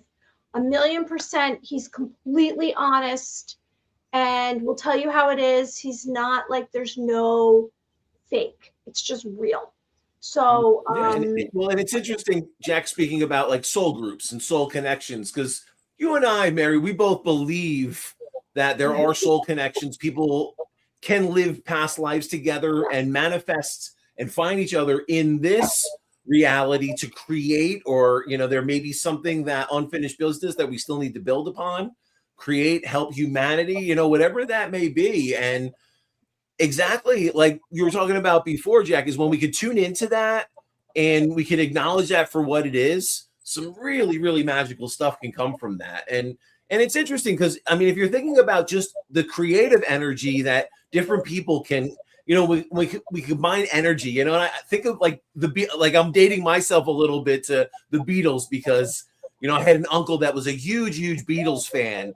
And as I started listening to them, I was like, oh, Paul McCartney, you know, and John Lennon and the stuff they created together. And you had all, you know, on their own, they were good, but the stuff they created together was pretty magical. And I think we're seeing a lot of that happen, you know, and you speak about, you know, Jack, you and Heather coming together. So I do believe you two are meant to create something together and put it out there that it'll take on its own life and its own energy. But I do believe it's there. And I do believe it'll be something special, you know, just like Mary and I coming together for this podcast. I do believe, you know, there were forces behind this that pulled it together when there were moments where you question it or you're not sure, or some chaotic things may try to sidetrack it, but you're like, you know what? If you could persevere through that and you could see the final outcome or the potential of a final outcome, really special stuff can come from that. So that's what I see for the two of you. I do believe there's a really cool creative endeavor that can unfold where you both bring your own unique talent to it. So I just saw something when he was talking. So I saw like a, you know how there's a tornado and it has the vortex in the middle? Yeah. This isn't negative, but it's very powerful. Like it's moving around, but it's spinning at the same time. And you guys are inside of it. So you guys are going to create, you guys are creators together. And whether Heather, like I think unconsciously or consciously can manifest. She can think of things and then she can make it can happen. There's like one of the abilities is that, because, you know, who knows, moving forward, when everything escalates, you might take on some of these ET's abilities. Like you might land in someone's back seat somewhere. or a tractor. What? I said, or it better not be my car. I don't want to be driving and look back and there's Heather. And me going, hi. I'll get in a car accident. That won't be good. You guys are funny. You guys are so funny. So how can everyone reach you and get a reading? A Merkaba, right, Diana? Ancient vehicle, ancient light vehicle. So how, Heather, tell us how everyone can reach you or reach out to you, and do you do readings? Yeah, so if anyone wants to reach out, they can like look at my Facebook, Heather Besser. It's a heart. It's a black heart picture. I changed it, so now I know I saw that. but yeah, or they can, you know, reach out to you or Jack or anyone, or just say, you know, dance in the rain with some rice in their right hand, and I'll be there. Okay. Okay. And what about you, Jack? Well, as you mentioned earlier, JackRothAuthor.com, www.JackRothAuthor.com. That's where you can find all my stuff, books, the work I've done. And then the documentaries right now, the first two, the Stan Romanek story and the Seeding, are on Tubi. So they are available on Tubi. You know, with streaming now, it's always changing. So right now, the first two are on Tubi. The third it's being distributed, and I will get that information as soon as, because it was distributed, and then it'll probably wind up on Tubi, but it might wind up in a couple places first and then on Tubi. It's really hard to keep track these days with all the streaming services. So, but I would look them up, and then, you know, you could type it into your smart TV or whatever, and then it'll show where it's playing, so where you can see it. But yeah, that's the best way to get in touch. Thank you so much. This has been lovely. Awesome. Thank you. Yeah, it's been a pleasure having you both. Thank you so much, Jack. Thank you so much, Heather. I appreciate it. And thank you for bringing through some messages and some information. And I know I saw Deanna in there again, thanking you for bringing through message for her. So very, very cool. But yeah, anyone out there. $5 reward to whoever can use their psychic abilities to guess the word I just said out loud. Come on with that. Do you know? How do we get the $5? There you go. Get Right. charged too We'll much put the for that. winning lottery number. So you have to like and share Two Thank you Psychics so much podcast for Facebook page, coming and we'll up. message Thank you you, next Damon. week's lottery number. You have to like Okay. and share. You have to like and share our page, like and follow. No, thank you so much, Heather. Thank you so much, Jack. Anyone out there listening to Two Psychics podcast, we will have Heather Besser. If you want to reach out to her for a reading, check out any stuff she's doing. We will have her information linked in all of our stuff. We will also have Jack Roth and any information on the documentaries he's done, anything that he's doing, anything that is coming up. And if you want to check out potential of Heather and Jack working together, like and follow both of their social media pages and stay in the tune. But both of you, thank you so much. Really appreciate your time here. I feel like we could go for a couple hours, but that we're gonna just have to have you back on. You know, we'll have to schedule that one. We appreciate Thank you so guys much are for great. being We here. really Really enjoy appreciate it. both of you. Thank you. Thank you, guys. You're awesome. Thank Bye. you. Bye. Guys. Hey, Woo, going. I feel like we could. I feel like we could have just. they're awesome, aren't We they? get into the flow. That's So what it is. awesome. Like I'm looking and I'm like, wow, we've almost been going 2 hours. It just does not seem like 2 hours. But anyone out there that is No, it hasn't been interested 2 in hours. what Heather It's or an hour and a Jack half. Don't rush my doing. life. An hour Yes, and we a half. will. Hour and a half. Okay, so everybody out there, thank you so much. Today was, and what was so funny is that you were saying, oh, and it brought us together. We're at episode 96 today. Isn't that So crazy? we have 96. episodes. So next, We are we have almost July at 9th. 800. I know. I don't know who Yes. that's going to be. So We'll have to next see. week, We're gonna have to see where that lines up. But we plan on doing a cool bash, like 100 episode bash. We want to include all of you in it. It is going to be fun. We are brainstorming. If you have a cool idea of something we could add into our 100th episode show, let us know. We will definitely be doing readings. We are definitely going to try to get a lot of our awesome and cool guests that we have had over the years on that 100th episode, but we will be brainstorming it, and I'm excited. and I'm hot. Okay. So Debbie Dackinger, who's an ET, back to ETs, ET contactee and a galactic shaman. She will be on next Thursday. The show is Eastern Standard Time at 7:30. The guest comes on at 8. That's how we usually do it. Then July 16th, we have Kevin Young, who's an intuitive coach and telepathic connector. And I just booked Lee Allen, and he's a ghost hunter, paranormal investigator. He's been on A&E, TLC, Destination, and he does a couple of different paranormal investigations. So he's been doing it a while. And again, we have our live show, July 29th at Pelham Rails in Pelham, New York. And Michael, we're going to have to get together and practice for that. Sorry, I'm coming down the Jersey Shore before the end of the month. So if you want to reach Michael Edley and get a reading or find his material, you can also get his CD. Ooh, yes. Okay, Divine Journey of a Journey of Soul. You can buy my books. I have this little prophecy book, The White Light Prophecies, and some other books on Amazon. You can find me, MaryAmyOfficial.com, Michael Edley. I also give readings. I'm a holistic coach, spiritual coach, psychic reader, and IVeTheSpirits.com. And this was a great show tonight, and I'm grateful, Michael, for you doing this with me 96 times. Thank you so much. Yes, 96 awesome. times. And a big shout out to our fabulous guests that we had tonight. Thank you to everyone who was listening.